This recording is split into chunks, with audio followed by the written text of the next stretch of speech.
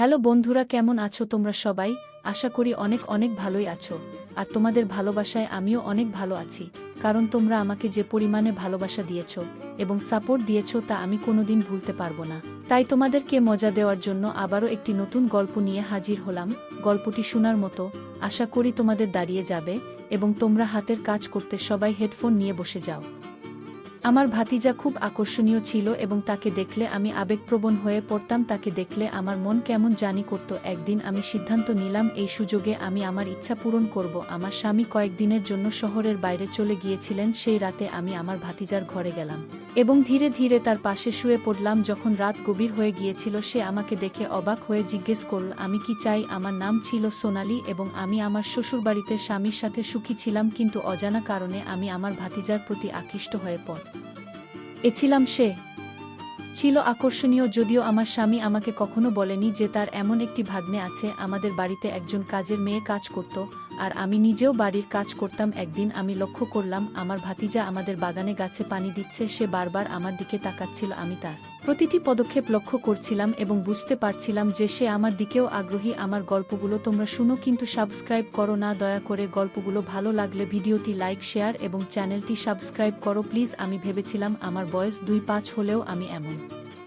ভাবে নিজেকে সাজিয়ে রাখতাম যেন আমার বয়স 1-7 বা 1-8 মনে হতো। তরুণ বয়সে আমার চেহারা ছিল আকর্ষণীয়, কিন্তু আমি জানতাম আমার ভাতিজা খুব লাজুক। সে কখনো প্রথমে কিছু বলার সাহস করবে না, কারণ আমার স্বামী তাকে সবসময় নিয়ন্ত্রণ করতেন। ছোটখাটো বিষয়েও তাকে সতর্ক করতেন, এটা করো না, ওটা করো না। এই কারণেই সে তাকে ভয় পেত এবং আমার দিকে আগাতে সাহস করত না। কিন্তু আমি জানতাম কেউ না কেউ প্রথম পদক্ষেপ নেবে, আমি বা আমার ভাতিজা, কেউ একজন। আমি ভাবছিলাম যে যদিও আমি আমার স্বামীর সাথে খুশি ছিলাম, তবুও সেই পূর্ণ সুখ আমি তার কাছ থেকে পাইনি, যা একজন নারী একজন পুরুষের কাছ থেকে যা চায়। এসব ভাবতে ভাবতে 1-0 দিন কেটে গেল। এই 1-0 দিনের মধ্যে সে আমার হৃদয়ে একটি বিশেষ জায়গা করে নিয়েছিল। তার কথা বলার ধরন ছিল অত্যন্ত সুন্দর। সে খুব মধুর সুরে আমার সাথে কথা বলতো। অন্যদিকে আমার স্বামী আমার সাথে সবসময় কঠিন ভাষায় কথা বলতেন, যা আমাকে কষ্ট দিত। তবে আমার ভাতিজা সুনীল আমার সাথে খুব ভদ্রভাবে কথা বলতো, আমাকে সম্মান করত। সুনীলের প্রতি আমার মনোযোগ বৃদ্ধি পাচ্ছিল এবং আমি অনুভব করছিলাম যে তার প্রতি আমার আকর্ষণ বাড়ছে। আমি এ বিষয়ে কাউকে বলতে চেয়েছিলাম, কিন্তু জানতাম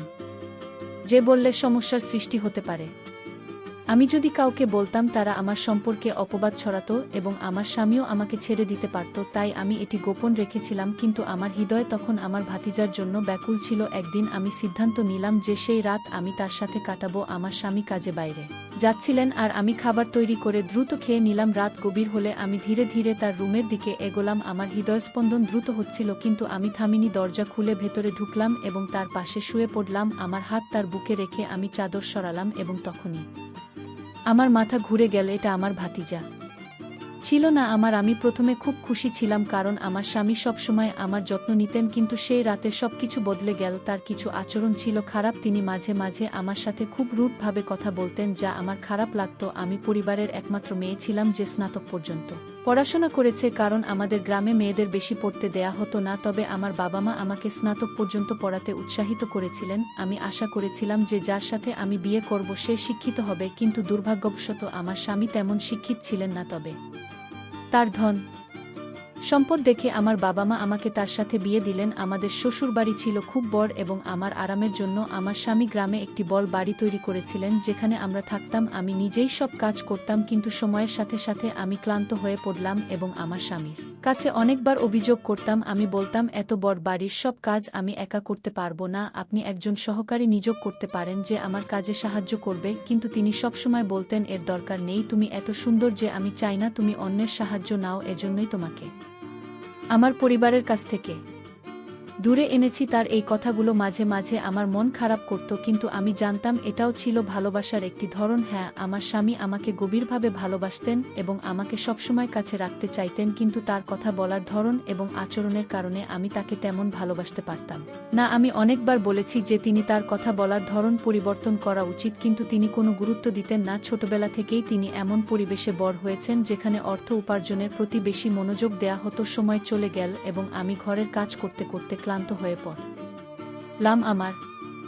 স্বাস্থ্য ভালো ছিল না। অবশেষে তারা আমার জন্য একটি কাজের মেয়েকে নিয়োগ করল। দিনমজুর মহিলার সাথে আমার খুব ভালো সম্পর্ক ছিল, আমরা সারাদিন হাসি ঠাট্টা করতাম। তিনি আমার স্বামী আসার আগে তার বাড়িতে চলে যেতেন। তবে একদিন আমার স্বামী একটি অদ্ভুত কাজ করলেন যা দেখে আমি হতবাক হয়ে গেলাম। আমাদের বাড়িতে একটি 8 বছরের ছেলেকে নিয়োগ করা হলো, যে বাগানে পানি দিত, ঘর ঝাড়ু দিত এবং বাইরে থেকে জিনিস আনত। আমি অবাক হয়ে গেলাম, কারণ আমার স্বামী সাধারণত কাউকে বাড়িতে রাখতেন না। আমি জানতে চাইলাম কেন এই ছেলে এখানে আছে, কিন্তু আমার স্বামী বললেন, তুমি ক্লান্ত হয়ে পড়ছ, তাই আমি চাই এই ছেলে তোমাকে সাহায্য করুক। আমি অবাক হলাম যখন শুনলাম সেই ছেলেটি আমার স্বামীকে মামাজি বলে ডাকছে। তখন আমি বুঝতে পারলাম তিনি আমার স্বামীর ভাইপো। আমার স্বামী তাকে বাড়ির কাজে নিয়োগ দিয়েছেন। এই পরিস্থিতি দেখে আমি ভাবলাম আমার স্বামী হয়তো আমার প্রতি সন্দেহ করছেন এবং আমার চরিত্র পরীক্ষা করতে চান। এটি ছিল তার এক বন্ধুর পরিকল্পনা, যিনি তার মতোই অশিক্ষিত ছিলেন। এই চিন্তা আমাকে দুশ্চিন্তায় ফেলে দিল, কিন্তু আমি জানতাম আমাকে বুঝদার হতে হবে। ভয়ে আমার মনটা এক মুহূর্তের জন্য থেমে গিয়েছিল।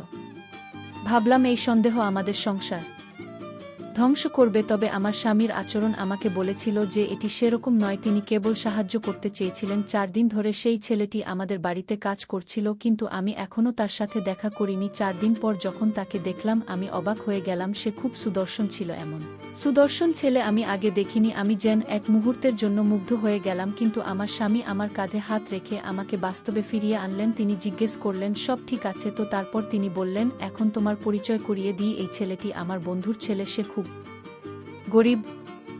আমার বন্ধু অনুরোধ করেছিল যাতে আমি তাকে এখানে এনে কাজ দেই। আমি তার দিকে তাকিয়ে থাকলাম। তার চেহারা খুব সুন্দর ছিল। আমার স্বামী সবকিছু বুঝতে পেরেছিলেন, তাই তিনি আমাকে সেখান থেকে নিয়ে ভিতরে চলে গেলেন। হাঁটতে হাঁটতে আমি 1 বা 2 বার ফিরে তাকালাম। এরপর আমি সেই ছেলেটির সাথে কথা বলতে শুরু করলাম। সে খুব ভালো কাজ করত এবং তার কথা বলার ধর্ম সুন্দর ছিল। ঘটনাটি বেশ অদ্ভুত ছিল এবং সেই ছেলেটির প্রতি আমার স্বামী বিরক্ত ছিলেন, কারণ সে তার এক বিশেষ বন্ধুর ভাতিজা ছিল। প্রতি সপ্তাহে আমার স্বামীকে শহরে যেতে হতো এবং এইবারও সে শহরে চলে গেল। সেদিন আমি সিদ্ধান্ত নিলাম যে আজ আমি আমার ইচ্ছা পূরণ করব এবং রাতটি সুনীলের সাথে কাটাবো। আমি পুরোদিন সেই মুহূর্তের জন্য অপেক্ষা করছিলাম এবং রাতে ধীরে ধীরে সুনীল এর ঘরে ঢুকে তার বিছানায় শুয়ে পড়লাম। আমি তার শরীরে হাত রাখলাম। সুনীল ঘাবড়ে গিয়ে বলল, তুমি এখানে কেন? তারপর আমি তাকে আমার ভালোবাসার কথা জানালাম। আমরা সেই রাতে একসাথে অনেক সময় কাটালাম এবং মনে হলো সত্যিকারের সুখ পেলাম। অবশেষে আমি আমার রুমে ফিরে গিয়ে ক্লান্তিতে ঘুমিয়ে পড়লাম এবং সেই রাতে খুব ভালো ঘুম হলো। সকালে যখন আমার ঘুম ভাঙল তখন আমি বেশ ভালো অনুভব করছিলাম, কিন্তু সুনীলের মুখ দেখে মনে হলো সে খুবই অনুতপ্ত। আমার আবার ইচ্ছা হলো তার সাথে সময় কাটানোর, কিন্তু আমার স্বামী বাসায় না থাকায় সুযোগ হলো না। তবে আমি সুনীল এর রুমে গিয়ে ধীরে ধীরে তার পাশে শুয়ে পড়লাম এবং তার গায়ে হাত রাখলাম। সে সঙ্গে সঙ্গে কথা বলতে শুরু করল। আমি চাদর সরাতেই চমকে উঠলাম, কারণ সেখানে আমার 8 বছরের ভাতিজা নয়, আমার নিজের স্বামী শুয়েছিল। আমার চোখ বিস্ময়ে বড় হয়ে গেল এবং আমি ভয়কে উঠলাম। স্বামী রেগে গিয়ে আমার মুখে চড় মেরে বলল, তুমি কি ভেবেছিলে তুমি এটা করতে পারবে আর আমি জানবো না? সুনীল আমাকে সব বলেছে গত রাতে। তিনি আরও বললেন, আমি অনেক দিন ধরে তোমার চালচলন লক্ষ্য করছিলাম, তোমার সব পরিকল্পনা। আমি জানতাম তুমি আমাকে ঠকাতে চেয়েছ।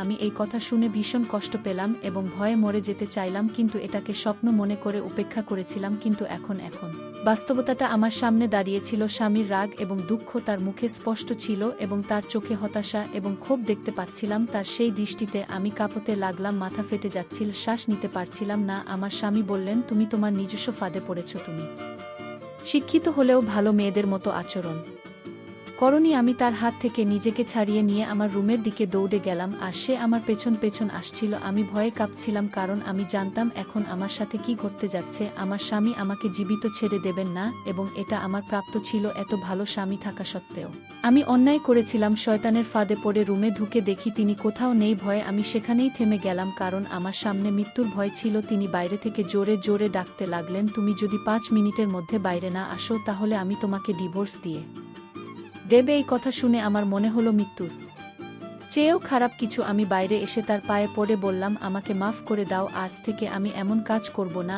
আমি আমার আবেগের কাছে হেরে গিয়েছিলাম। সে আবার আমার মুখে থাপ্পড় মেরে বলল, তুমি খুবই অসভ্য, তোমার লজ্জা নেই? আজ তোমাকে জীবিত রেখে দেব না। তিনি একটি লাঠি নিয়ে আমাকে মারতে শুরু করলেন। আমি আমার কাজের জন্য ক্ষমা চাইতে লাগলাম, কিন্তু তিনি থামলেন না। তিনি যন্ত্রের মতো মারতে লাগলেন। এই আমার সেই স্বামী যিনি আগে আমার জন্য জীবন দিতেন। আমার স্বামী সবসময় আমার যে কোনো সমস্যার পাশে দাঁড়াতেন এবং আমার সামান্য অসুবিধাতেও উদ্বিগ্ন হতেন, কিন্তু আজকের দিনটা আলাদা ছিল রাগের বশে তিনি সম্পূর্ণ মেজাজ হারিয়ে ফেললেন এবং থামার কোনো লক্ষণ দেখালেন না। আমি তাকে ধাক্কা দিয়ে দূরে সরানোর চেষ্টা করছিলাম, ক্ষমা চাইছিলাম, কিন্তু তিনি কিছুতেই থামতে রাজি ছিলেন না। অবশেষে তিনি ক্লান্ত হয়ে লাঠি ফেলে দিয়ে বিছানায় বসে পড়লেন এবং আমার দিকে তাকিয়ে বললেন, আমি তোমাকে অনেক ভালোবাসি। তিনি আরও বললেন, তোমাকে এত সম্মান দিয়েছি, ভালোবাসা দিয়েছি, কিন্তু তুমি সব নষ্ট করে দিয়েছ। আমার সম্মান তোমার কাছে মূল্যহীন ছিল, তোমাকে মাথার মুকুট বানিয়েছি, কিন্তু তুমি তার যোগ্য ছিলে না। আমি তার দিকে তাকিয়ে বললাম, তুমি যদি আমার সাথে সঠিকভাবে ব্যবহার করতে এবং সঠিকভাবে কথা বলতে তাহলে আমি কখনো এমনটা করতাম না। আমি শুধু তোমার দিকেই মনোযোগী হতাম। আমি তোমাকে অনেকবার বলেছি তোমার কথা বলার ভঙ্গি বদলাতে, কিন্তু তুমি কখনো শোনোনি। তিনি বললেন, তুমি আমার কথায় পাত্তা দাওনি, তাই আমিও পাগল হয়ে গেছি। কেন ঘরের ভিতর এমন করেছ? আমি তার সামনে দাঁড়িয়ে কাঁদতে লাগলাম। তিনি বিষণ্ণ চোখে তাকিয়ে বললেন, আমি তোমাকে এত সম্মান দিয়েছি, এত ভালোবাসা দিয়েছি, আর তুমি আমাকে এই শিক্ষা দিয়েছ যে আমার অনুপস্থিতিতে তুমি অন্য কারো সাথে ঘুমাতে পারো। আমি তার দিকে তাকিয়ে বললাম, এর জন্য তুমিও দায়ী। তুমি যদি আমাকে সঠিকভাবে ভালোবাসতে আমি কখনো এমনটা করতাম না। আমি তোমাকে একটা সুযোগ দিয়েছিলাম, প্রথম 2-3 দিন সব ঠিকঠাক ছিল, কিন্তু তারপর তুমি অনেক দিন আমার থেকে দূরে থাকলে, আমাকে ঠিকমতো সময় দিলে না। তখন আমি কি করব? আমি অন্য কারো প্রতি আকৃষ্ট হয়ে পড়লাম। আমার কি দোষ ছিল বলো? তুমি যদি ওকে রাখলে এতসব নাটক হতো না। আমি আমার ভুল মানতে রাজি নই। সে তখন একই কথা বলতে লাগল যে সে আমাকে পরীক্ষা করছে। দেখো, আজ আমার সন্দেহ বিশ্বাসে পরিবর্তিত হয়েছে এবং আমি খুব দুঃখিত যে তোমার মতো একটি মেয়ে আমার স্ত্রী। তখন তার কণ্ঠে শুধু দুঃখ ছিল। আমি সেই কথাটি শুনেছিলাম। আমার আফসোস ছিল যে আমার স্বামী আমাকে এত ভালোবাসলেও আমি তাকে ঠকাতে চেয়েছিলাম, কিন্তু আমি আমার ইচ্ছার কাছে হার মানতে বাধ্য হয়েছিলাম। এখন আমি কি বলবো? আমার স্বামী হঠাৎ রেগে গিয়ে মুখ লাল করে উঠে দাঁড়ালেন এবং আমার হাত ধরে কাছে এসে বললেন, আমি আর তোমার সাথে থাকতে পারবো না, কারণ যখনই তোমার মুখ দেখি তোমার এই খারাপ কাজটা